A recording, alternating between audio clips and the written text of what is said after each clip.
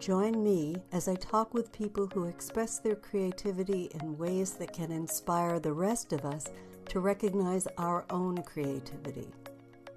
And if you enjoy these conversations, please like, subscribe, and share them. Welcome to Creativity Conversations. I think this is episode 56, and today I get to talk to Chris Westfall. Hi, Chris. Oh, how are you today? Oh, good. Another day in paradise. I like the sound of that. Thanks for having me today. I really appreciate it. Oh, my pleasure. I think it'll be a great conversation. So I usually start off these calls by giving a little bit of a bio so people get a sense of who our guest is, and we just start from there. So I will start with a little bit of Chris's background. Chris is a transformational business coach based in Houston, Texas. He's a regular contributor to Forbes and the publisher of 7 books. His 8th is called Leadership Language. So is that to be published? No, it's out right now. Okay. In fact, I'm holding it in my hand right now. It's there. Excellent. Yeah, Thank you. came out a few years ago. All right. So Chris is a coach to Fortune 500 companies and entrepreneurs. His clients have appeared on Shark Tank, Dragon's Den in Canada, and Shark Tank Australia. Recognized as the U.S. National Elevator Pitch Champion. We'll have to talk about that. He's appeared on ABC News, CNN, and NBC TV. A professional speaker for over a decade, he has a long list of corporate clients and regularly works with top-tier universities. He and his wife have been married for 28 years. Congratulations. And they have 2 grown daughters. And you can find out more about Chris on his website, westfallonline.com. Okay, welcome. Thank you. And thank you for that introduction. I'm going to spend the rest of our time together trying to live up to it. So thank you for raising the bar. I appreciate it. Well, you gave me the bar, so. Oh, I did. It's true. So on your website, it says that you have created transformational results for people. What does that mean? And what does it look like? In the kind of coaching that I do, typically my clients are business people of some kind, entrepreneurs, or they're working for large corporations. And when they come to me, they're looking for some sort of change that isn't incremental. In other words, for example, someone comes to me and wants to go from an entrepreneur with an idea to an entrepreneur on Shark Tank, for example, or to take their career to a level that maybe looks unprecedented to them, or something that might seem impossible or far out or far-fetched, to create the kind of impact that they know is possible, but they can't seem to access it for whatever reason. And that's where I come in. So it's really not about incremental improvement or helping people to be 1% better every day. Although if you are 1% better every day, you double your results in 72 days. But I digress. Mostly people are looking for those transformational results. That's typically where I show up. So instead of incremental, there, is it called discrete when you jump from one level to another? I'll take it. That sounds good. I like it. Yeah, it really is. When people come to me and the conversations that they're looking for, it seems to be a conversation about transformation, transition, some sort of change, and a change not only in performance, but in impact and quite often in identity, if I can say that. Yeah. Because really in the coaching work that I do, one of the things that I talk about is helping people to make a commitment to change, right? I mean, any change, you have to commit to it on some level. And I try to look in the direction of what's the easiest kind of commitment that you can make. And not just easy, but the one that's going to stick. And the commitment that you can make that we tend to keep is a commitment to ourselves and to our identity, to being who we are. And so I don't do a lot of coaching or work around helping people to find their identity, but to help them to commit to it, to simply step into who they are and step into that possibility that for whatever reason hasn't been revealed yet. But in the course of our conversations, at least the intention is to help open up those possibilities, open up that perspective. And from a fresh perspective, fresh results can ensue. Mm-hmm. So is there a difference what's the difference between finding your identity and stepping into it? And how does creativity come into play? One of those things is hard and one of those things is easier. Finding your identity can be hard, especially if you have feelings like I'm not sure who I am, or if you're struggling to find that within yourself, it can appear very hard. Stepping into your identity is one of the easiest things that I've ever experienced personally for myself. But of course, people listening to my voice may say, well, how do I know who I am? How do I explore and find that person? Or what if I don't like myself? And let me just raise my hand and say, I've been there. And I might be back there again today. Yes. But isn't it true that stepping into your identity isn't really an ego exercise? It's not an exploration of your title or your business card or your marital status or how many kids you have or your gender identity or your sexuality. The identity that is easier is one that is available to all of us. And the way I approach it, Nina, is I say to my clients, who are you when you aren't on your mind? Mm. In other words, what is that identity that goes beyond ego? That identity that is, if I can say this, that is beyond belief. Because a lot of my clients come to me and they say, I really need to believe in myself. I'm trying to believe in myself. I'm like, no, you don't. You don't need to believe in yourself. And what if, and of course, people are like, why are you challenging me? And I'm like, well, that's what coaches do. But the question is, what happens if you don't need to believe in yourself to access your identity?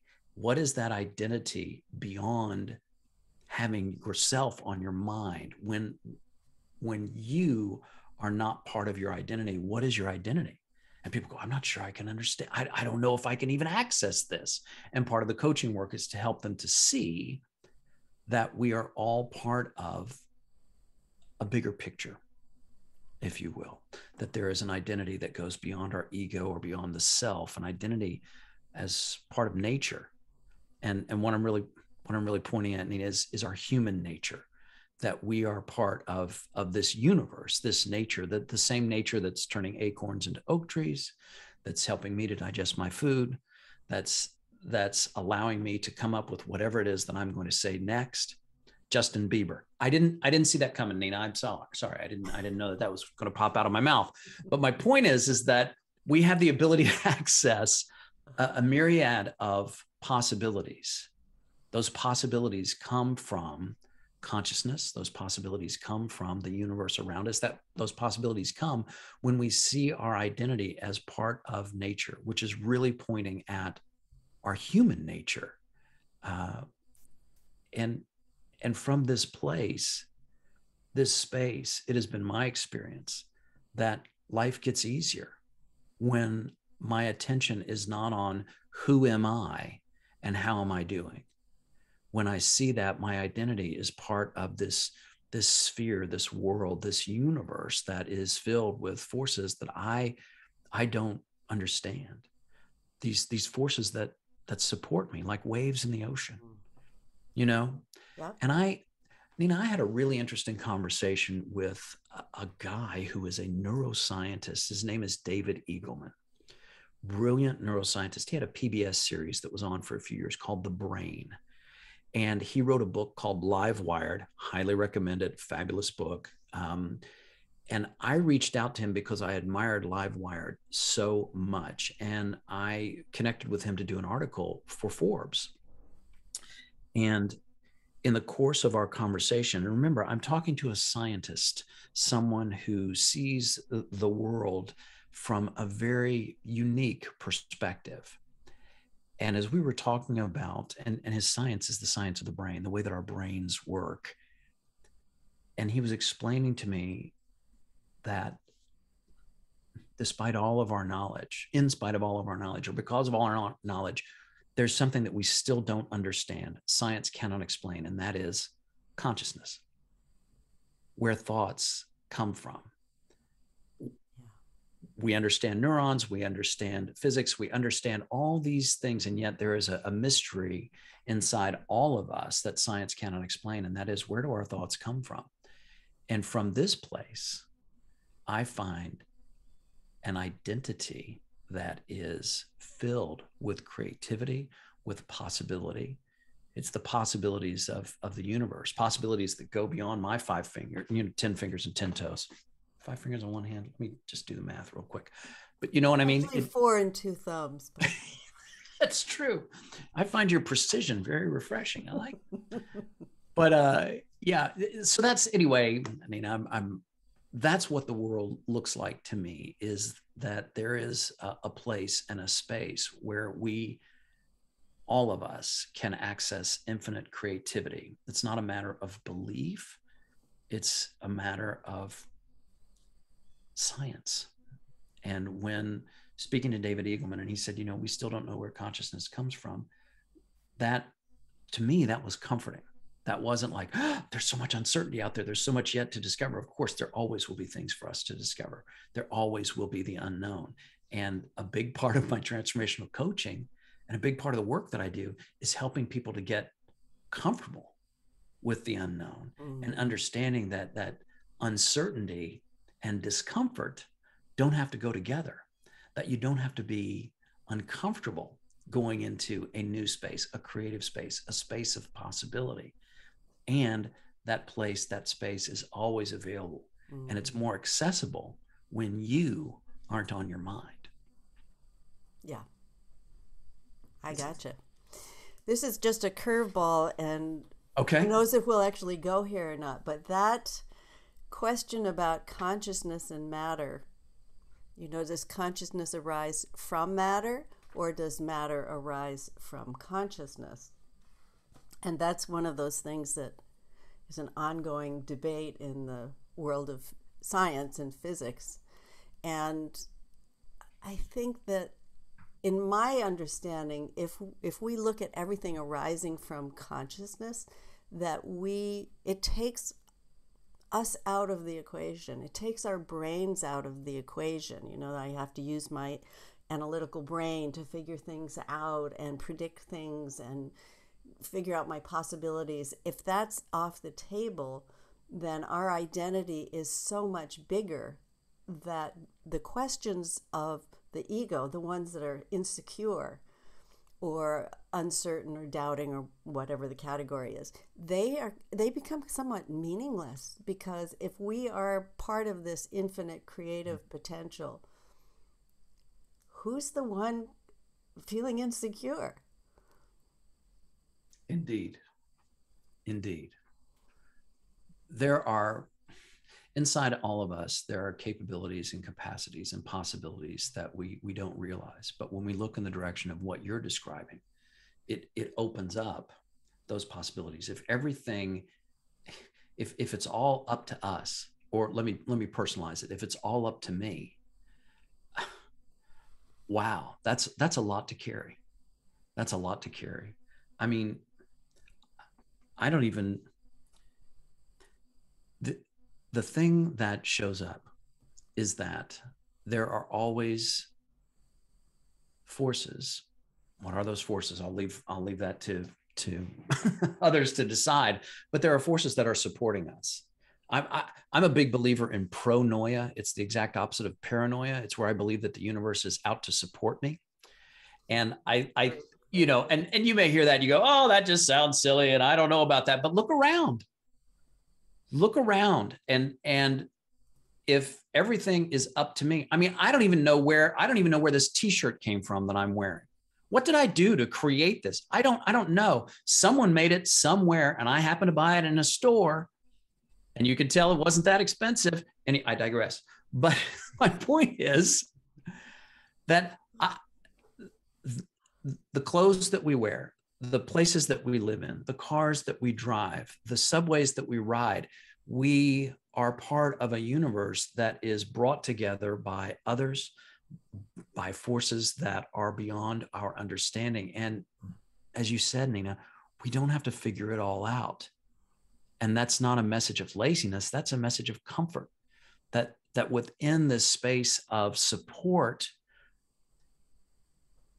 there's a new way of looking at the way that we face life. And I came to realize this through working with my coach. We were having a conversation and I was speaking to her about how I felt really pressured. I felt like I had all these obligations and I needed to, lift the world on my shoulders, and Sisyphus and Atlas and all this all at the same time. And she lives in Southern California and she is a surfer and she loves to go out in the waves. And I'm from the Midwest and I don't surf, but I love being in the ocean. I love the idea of surfing and I understand it certainly. And she said to me that in surfing, the one thing that they always remind you of is that the wave always comes to you. Mm. And I thought about that and I went, wow, that's really true, but only 100% of the time. I mean, every time you're in the ocean, the wave always comes to you. And so many times in my life, I look back and think of times when I've been kicking as hard as I can, trying to make waves happen, instead of understanding the way that the ocean works, but by extension, the way that the world works. It's not a recipe for lack of effort or not, just sitting back and waiting for the world to come to you. Because in order for the wave to come to you, you kind of have to be out in the ocean where the waves are. Yes, exactly. Right. And it's also not, and my coach and I, we talked about this. It's also not a reason not to plan or just let everything show up organically. I mean, you kind of, if you're going to surf the waves, you kind of need to have a board and you might even want to have a wetsuit on if it's cold out there. I mean, even I know enough to know that. So what it points to though, is a couple of things. First off, showing up. How important it is to show up, to be in a place where the wave does come to you, and it always does. And from this space where the waves may take you can be, in my experience, incredibly expansive. I've been on a journey of incredible expansion in my life and in my business, and these realizations and this understanding about the wave always coming to you has been something that has really, really made an impact and taken a burden off of me and made life more of a game, more like surfing. The quote, and it's an anonymous quote, but the quote is, there are a million ways to surf, but if you're not doing it with a smile on your face, you're doing it wrong. And I think that's so interesting. And I don't always have a smile on my face, but I try as I'm surfing through life.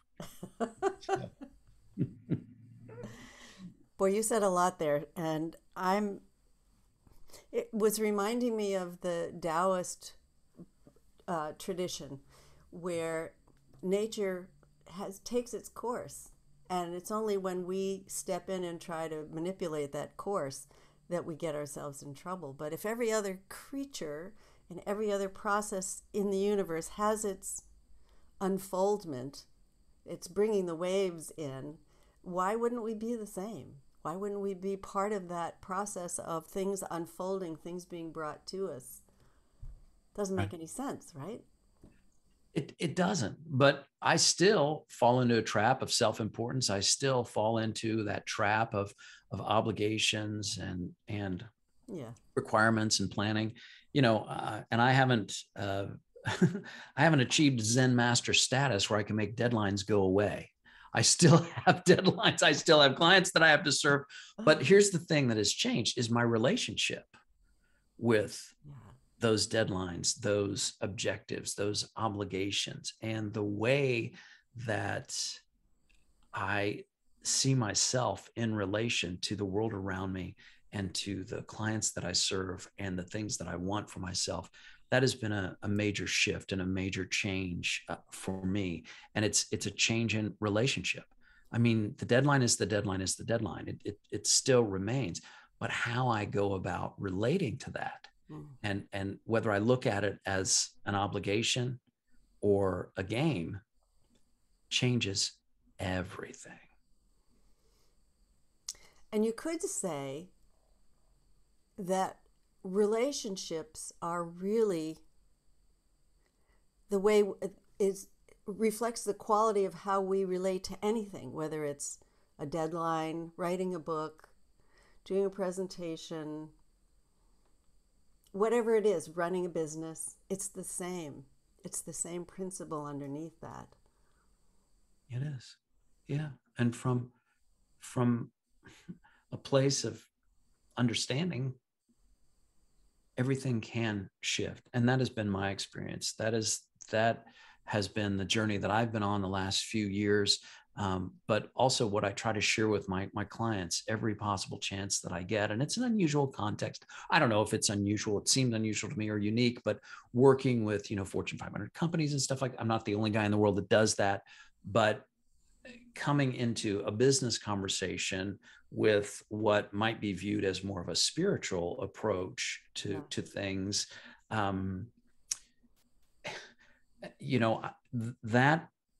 that's been what has unfolded for me. And I'm so grateful for it. And I'm not trying to convert anyone to any particular religion or dogma or anything like that. What I'm on about is helping make life easier for people, to help them to find some ease and to help people to get out of their own way and to have the conversations that really matter, whether those conversations are going on inside their head or conversations in front of Mr. Wonderful on Shark Tank, whatever the case may be. There's an opportunity and a possibility that comes from seeing that we are part of this universe, this nature. We are not islands or operating in isolation. Yeah. We are all supported by the waves that come to us. And so often we go, well, I want to be on that wave over there. I do this all the time.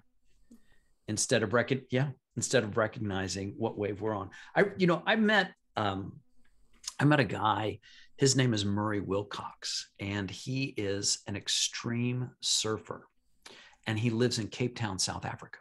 Oh, and waves are good there. Evidently they're huge. And this guy, he's been on a surfboard since like 10 minutes after he could walk. They put him on a surfboard. I mean, he's lived this whole life. So this guy, he's an extreme surfer, and he looks for waves that are at least 15 feet high. And of course, surfing on these extreme, they're very dangerous. They can crush you if you get on the wrong side of them. So I meet this guy, Murray Wilcox, and I say to him, Murray, I'm really curious, when you are at the top of one of these waves, 15 feet high, 20 feet high, you're at the top of the wave, what are you thinking about? What's going through your mind? I mean, are you thinking about your plan? Are you going to go right, left? Are you thinking about something that a coach told you or something that you saw on TV when you were watching surfing last Saturday? Or what is it that's going through your mind? You know what he said? Nothing. Nothing. I mean, he said something, which was the word nothing, right? Yes, that's exactly right. Yes. He said something, which was nothing. But yeah, he said that what was going through his mind was nothing. And isn't it interesting that we spend so much time working our brains to try to figure things out? But then when it comes to really being on the top of a wave, when it comes to taking that next step, where are we at our best? When we don't have anything on our mind. Right. Yeah. Yeah. I like to call that inner freedom. Whatever we're creating, whether it's lunch or a major proposal or a painting or a writing, anything, it's all comes from that other place. Well, I know you're supposed to ask me the questions, but I'm curious, do you think that all people are creative? Yeah. I do too. I think we all have the capacity. Just look at our bodies. They're always doing these creative things. Some of them are in sync and keep us healthy, and then some of us take us off the track for a little while. But even our ability to figure out what we're going to wear, how we're going to get to work if we have to take a detour, or what are we going to put in this special dinner party that we're throwing, and what are we having for the meal, and what's going to what wines will complement it, and what about the dessert, and all the details that we run through in our minds to make something happen. That's to me is that creative capacity, the idea to be willing to entertain ideas other than the ones we've already been thinking over and over and over again. Indeed, that capacity for newness is something that's inside all of us. I couldn't agree with you more. I think that we are all put here on this earth to create. I think all of us are. We can't help it. It depends on how big we want to go, right? So true, so true. And a lot of my clients, well, they come to me. For example, I work with a lot of engineers, and on more than one occasion, an engineer has said to me, "Well, I'm not creative. I'm an engineer." And I'm like, hold on, let me stop you right there. An engineer is the one that sees two land masses separated by a body of water and sees the way to put the bridge across those two land masses, and is able to not only envision that, but to execute that and to create that and to draw that and to build that and all those kinds of things. And what is that if not a creative process? And what the trap that we fall into so often, it's a trap of labels. I'm not a creative person, or I am a creative person. Hey, how about if you're just a person? And we look at the way that people are wired. We are wired to create and to adapt to circumstances. And that is something that I have come to discover, not only based on my own experience, but based on the science of the way that our brains work. And again, this book, Livewired, it really made an impact on me, Nina. It really did, because Livewired, this book, it's a book that's filled with people who have lost something. They've lost their sight or their hearing, or they've lost a limb, and they've had to come back from these incredible circumstances. And it's filled with these stories of everyday heroes who basically rewire their brains, not through any effort of their own, not by doing a 6-step mantra or chanting or anything like that, cutting out donuts. No, they don't have to do any of that, because it's part of the way that our brains are wired, or as the author says, live wired. And one of the things that really fascinated me in this book was that people who have lost their sight, which your sight is controlled by a part of your brain called the occipital cortex. And for people who have lost their sight, the occipital cortex is rewired so that when these individuals touch something, the occipital cortex is activated. In other words, for them, the sense of touch activates what for you and I is the part of our brain that handles sight. And so this restructuring between the trillions of neurons in our brains happens automatically, without effort. And there was a team of scientists that wanted to see what would happen if people who were sighted were blindfolded. How long would it take them for the occipital cortex to be rewired? And in this experiment, they blindfold sighted people, and they're tracking their brainwaves and everything. In less than an hour, they started to show evidence of the sense of touch activating the occipital cortex. And the brains made that transition without effort, because it's part of the system. And when we understand the system that is a part of all of us, whether we've lost our sight, or we've lost a loved one, or we've all experienced loss on some level. But the message of Livewire, and this is why it's such an inspirational book, it's so inspiring to me, is how we are able to adapt without effort. Why? Because it's built into our DNA. We are wired to adapt and to change and to conquer these losses and whatever they may be. And I find that very comforting, especially because it's not really a matter of faith. It's science. And it's something that I've experienced myself. I've experienced, obviously I haven't lost my sight or my hearing, thank God, not yet, knock wood, but I've lost things, people that I care about, opportunities. and I'm still here.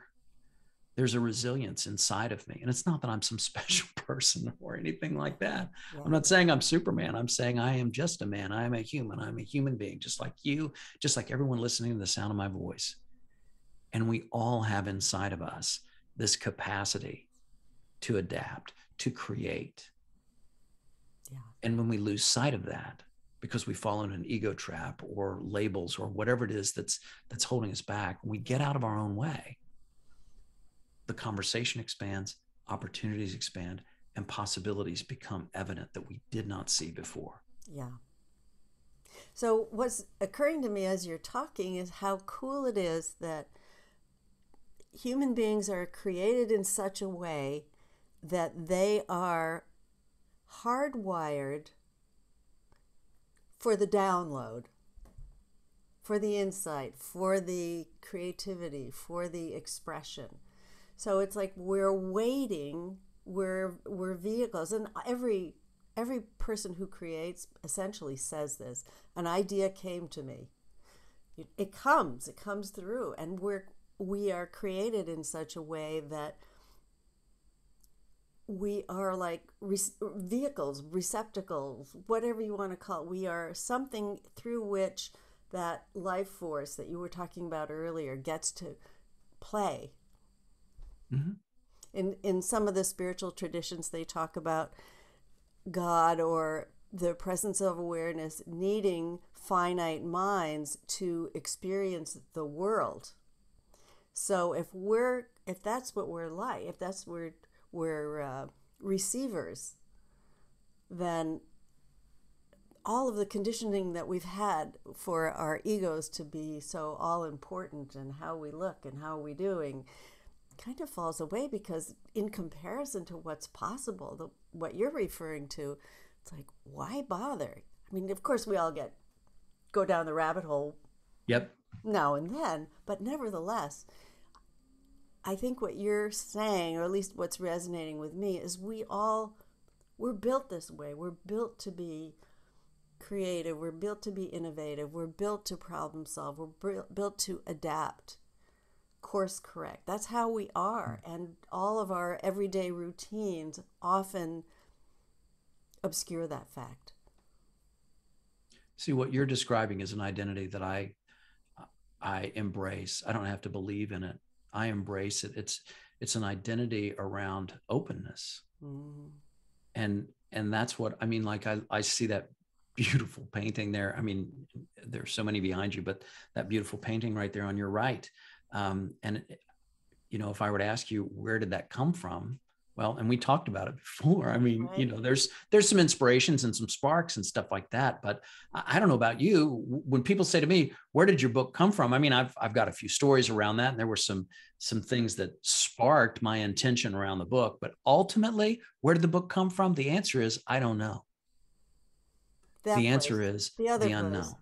Right. Right? Yeah. And how do you access that? How do you access that unknown in a way that isn't fear-inducing, but that is creativity producing? Yeah. And for me, it's just an understanding that the unknown is all around us. And if you're wondering where your next job opportunity is going to come from, or your next client, or your next paycheck, or your next investor, the answer to all those questions is the unknown. Where it's going to come from is wherever it is right now. Yeah. And that's part of the unknown. So getting comfortable with putting one foot in front of the other and stepping into that creativity, that imaginative spark, it's not something that's just reserved for brilliant painters like you, or people that write books, or captains of industry. It's part of all of us. Yeah. Every one of us. Yeah. Yeah. Otherwise, we end up leading lives of quiet desperation. Just like the poet said, you know, otherwise we get locked into this familiarity that I think that deadens us. Doing things in the same way, thinking about things in the same way, thinking about our possibilities. Oh, well, maybe, but I don't think I could. Just that kind of simple thing. Yeah. Yeah, I think if anyone is hearing what we're talking about and thinking I could never do that, whatever that is, because that's just the way that I am. Right.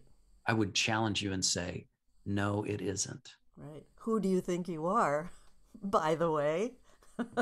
Correct. Which is, that's not an indictment or saying, all you need to do is get over yourself. I don't want people to hear that. That's not what I'm saying. Yeah.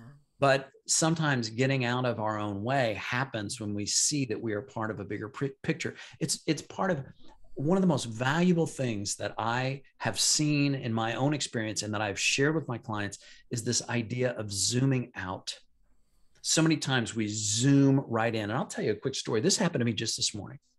I went for a walk this morning while you were on your bike ride. I was on a walk, and I'm walking past a school near where I live, and a boy is walking towards me, and he comes up to me and he says, "Excuse me, can you help me?" And I stopped, and he's wearing a backpack, and he has on a shirt from the middle school that my daughter attended. So he's a boy from the neighborhood, and he says, I missed my bus and I don't know what to do. And I can see behind he's got pretty large glasses on, that he's crying, and he takes his glasses off and he wipes away a tear. And I said, "Hey, are you okay?" And he's like, "I think so. I just don't know what to do." And my heart went out to him. And I said, a lot of people miss the bus. I've missed the bus before. It happens all the time. And it was amazing to see, like that realization, and the tears stopped.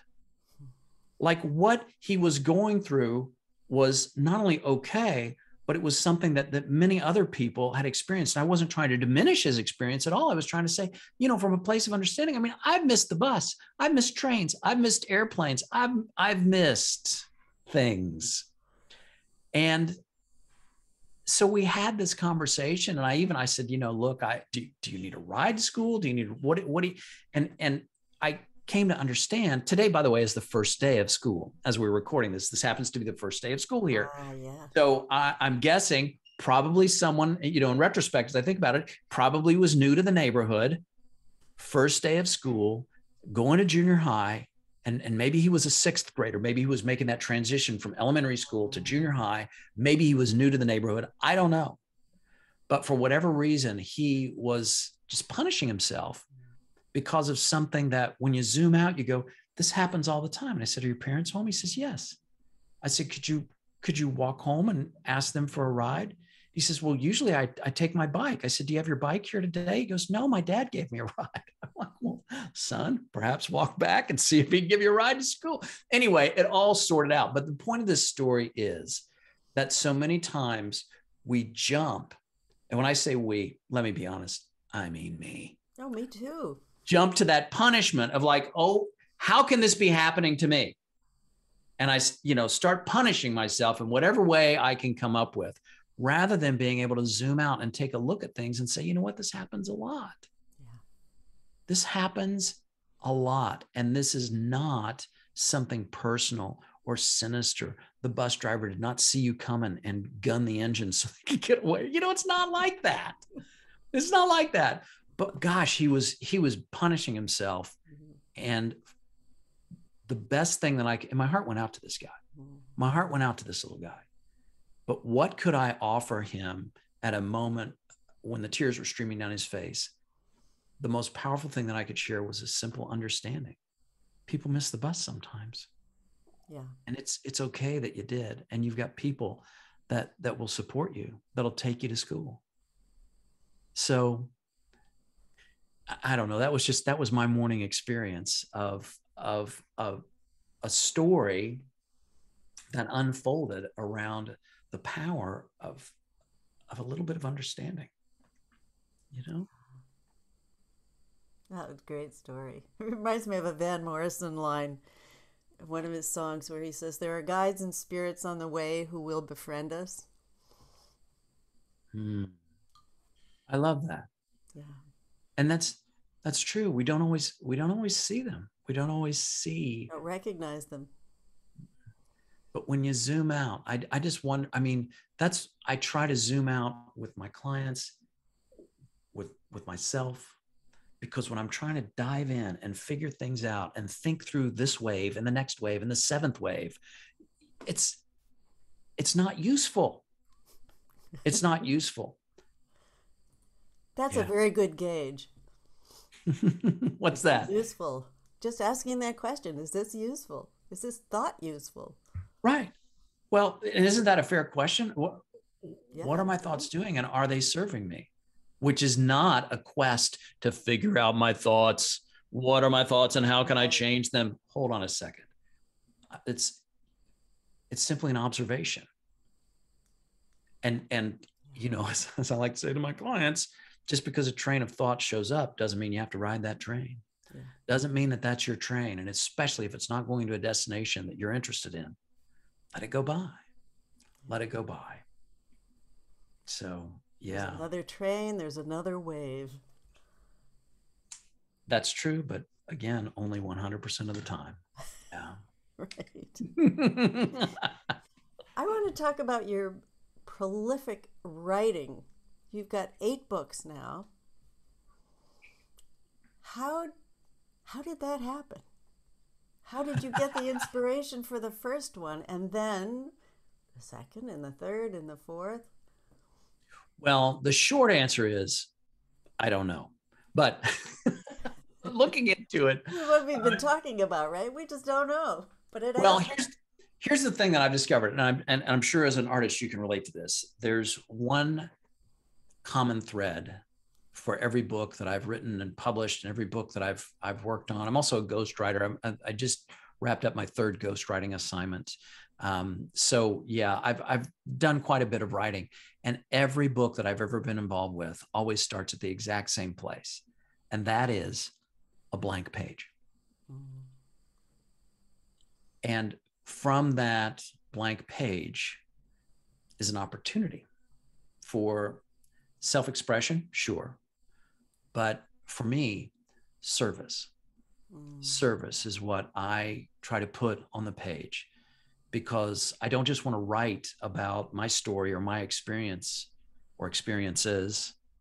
I want to help others to create new experiences for themselves.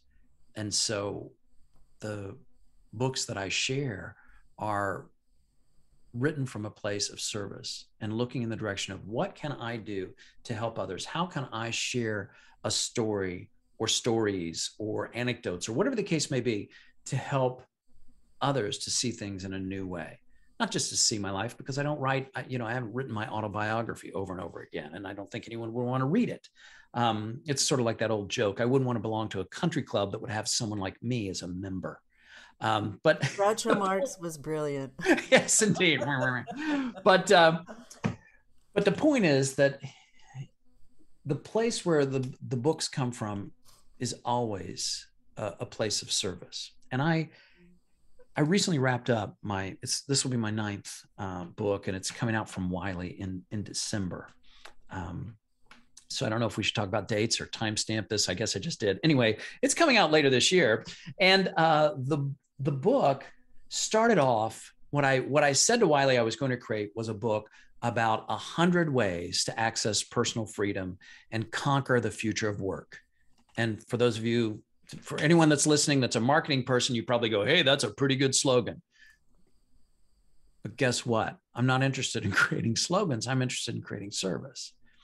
And as I went through the process of creating this book that I had pitched and sold to Wiley, it changed. It transformed. And what came out instead was something wildly different. It's different than anything I've ever written before. It's a conversation. It's a conversation between a client and a coach. And in this conversation, the client hires the coach because he's frustrated in his job. He wants to make that transition to entrepreneurship. He wants to have the courage to leave his company, and he hires the coach to help him to do so. Little does he know that in 5 days, he's going to get fired. So from this place, inside this coaching conversation, it turns into a story of life after career death, as he faces the biggest obstacle that he's ever had to overcome in his career. And from this place of deeper understanding of the things that we're talking about in this conversation today, human nature, being a part of a universe that has his back, he comes to understand the premise that is in the book's title. And the title of the book is simply easier, easier. And the idea is that anything can be made easier. Maybe not easy, like performing a liver transplant, that's not easy, but there's a way to go about that that is easier. Just as there is a way to paint paintings that is easier, or to craft books that is easier, or to launch your own business. There's an easier way to do that. And so together, the coach and the client look in this direction. And the book does not have a tidy Hollywood ending. Everything does not become rosy because the client works with a coach. But I dare say everything becomes easier. And this has been an incredible, for me, an incredible exploration because not just because I had to write a lot of dialogue and I hadn't done that before, but because it took shape that was not something that I figured out or controlled. You know, this isn't a 200-page marketing treatise that I'm trying to design around these objectives or outcomes. No, it was the book that I needed to write. It was the book that came through me. It is the book that I need to read, by the way. Because if you say to me, well, so it's a story of a coach and a client. So Chris, are you the coach or are you the client? The answer is yes. Yes, I am. And neither. But that's what, and I'm sure you've had a myriad of experiences like that, where it comes through you. And when I fell back into this creative space, and when I stopped trying to engage with my thinking of what this needs to be and how this needs the form that this needs to take, and I let it flow and I rode the wave, this is what showed up. And now as I sit here and we record this, I wonder who's going to buy it? Who's going to read it? What's that? And guess what? All of those things are unknown. And I can choose to stress about that, or I can choose to put one foot in front of the other and keep moving forward on this journey. And the folks that need this story will find it. And how do I know that? Well, that's how the universe works. And that's not to say that I'm going to, throw it all up to chance, and I'm not going to share words and ideas and help people to find this resource if they need it. But that pursuit is not the pursuit of a marketing objective or some branding construct. It's simply looking in the direction of service and helping those that can be served by this book and by this story and by the challenges that the client goes through and that the coach helps to uncover. Yeah. That's a message of service. And that's the place where I continue to look. And I've been grateful for those that have looked in that direction for me, the coaches that have surrounded me to help me to see that. Have been a part of my journey too. So I'm reminded of something which I hope the people who are listening, who've heard me say this before, won't stop listening because I'm saying it yet again. But one of my favorite quotes is purportedly attributed to Vincent van Gogh writing to his brother when he was first studying for the ministry. And he, at one point, I'll cut to the chase on this story, he says to his brother, he's writing in his letter, he's describing his surroundings from his window, and at one point he says, "It's so beautiful, I must show you how it looks." And then he draws a little picture in the letter that he's sending to his brother. And when I read that, I thought, this is it. This is what we're all doing. We're pointing to something that isn't about us. How am I doing? I'm an author, I'm an artist, I'm a writer, I'm a blah, blah, blah. But look over there. It's not, we're the finger, we're not the moon. And I think that I just wondered, that dedication to service, I wonder where that comes from. Me too. And do people make things, unless they're very confused, does whatever people make, isn't it a form of service? The person who starts a cafe or a co-working space or, creates a better mousetrap. Right. Aren't they doing the same thing? And the entrepreneurs that start businesses that make products, they are making those products as a service to the market, to humanity at large, whatever the case may be. But I think you're really hitting on something. There are two things that I see as very fundamental. Creativity, it's inside all of us. We are wired to adapt, to create, to expand. But service.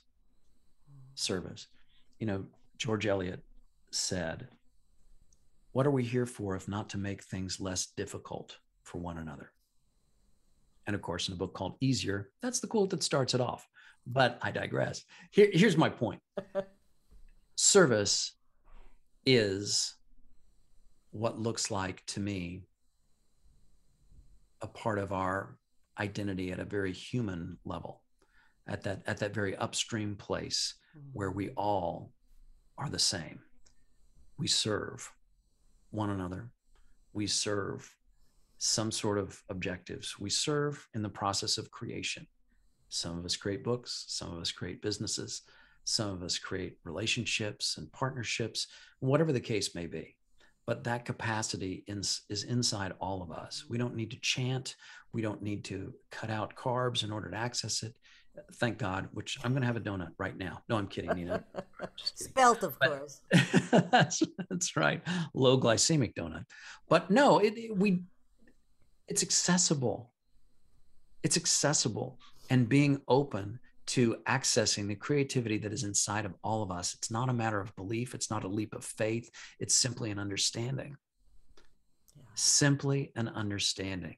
And we may not be the great artists that Van Gogh was, who among us is, but each of us, according to our own talents and gifts, has the ability to point, to say, look at this, see this through my eyes. And I'm not just talking about an Instagram filter. I'm saying sharing what it is that we see, that we love. Yeah.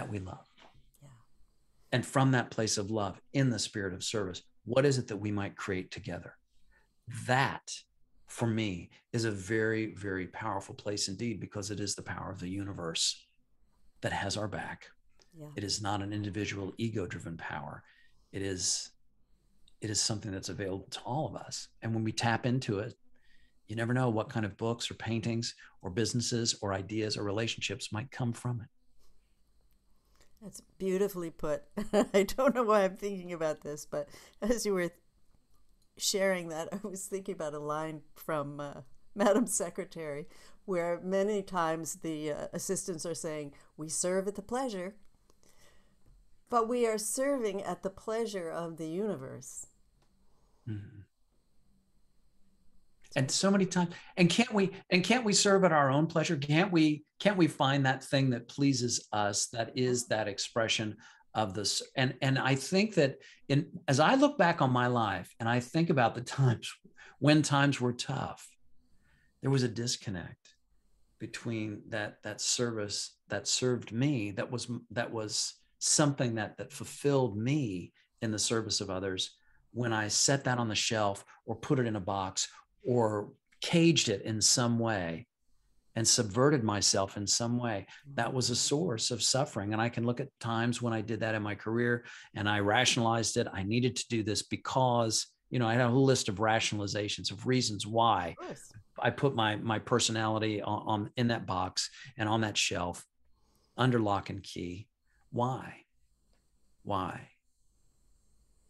There is an identity that is out there and available to all of us. It's this place and the space that we are talking about today. It is not an ego exercise.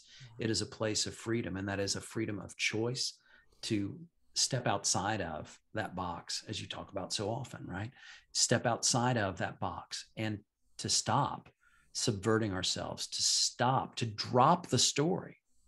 The reasons that often start with because or should, the stories that are given to us by others about who we need to be. What about who we really are? And what happens there when we step into that place an identity of creativity and service in a universe that has our back. In a universe where you still have to show up, still got to bring your surfboard if you want to surf.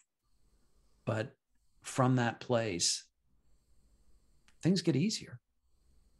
From that understanding, things get easier. And for me, I don't know, I got tired of things always being hard. And especially when you think about it and you say, yeah, anything can be made easier. The question is, why aren't we stepping into that? Yeah. We know that it's there. We know that it's there. Why not step into that? And whatever story you have that you would share with me to rationalize, what happens if you drop that story? Yeah. You know, who would you be Without your story? 100%. There you go.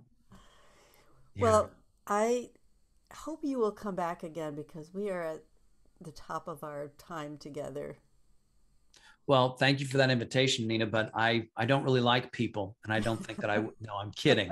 I would love, you are delightful. You are a creative soul and brilliant, and I am grateful for the opportunity to have a conversation with you, and I look forward to our next conversation, whenever that might be. That's great. Thank you. And I just have one other request of you, which is you've already shared so much. How can people find you? And is there anything in particular that you are doing that people should know about? What a great question. Well, you mentioned my website, and it's like my last name online, westfallonline.com. You can also find my YouTube channel, which is youtube.com/westfallonline. That's also my Instagram handle and Twitter, if you're on those platforms as well. I am going to be introducing coaching programs and continuing to do group coaching programs. And so as far as what people can look for or forward to from me, perhaps it's an opportunity for us to work together. And if anyone is interested in chatting or exploring further, on my website, there's a contact button. And if anyone's interested in setting up, a 30-minute conversation, I'd be more than happy to do that via Zoom or telephone, or you can send me an email from that contact button as well. So I'm always open to exploring a conversation that focuses on service, like this one did. And I appreciate the opportunity. Thank you. Such a treat.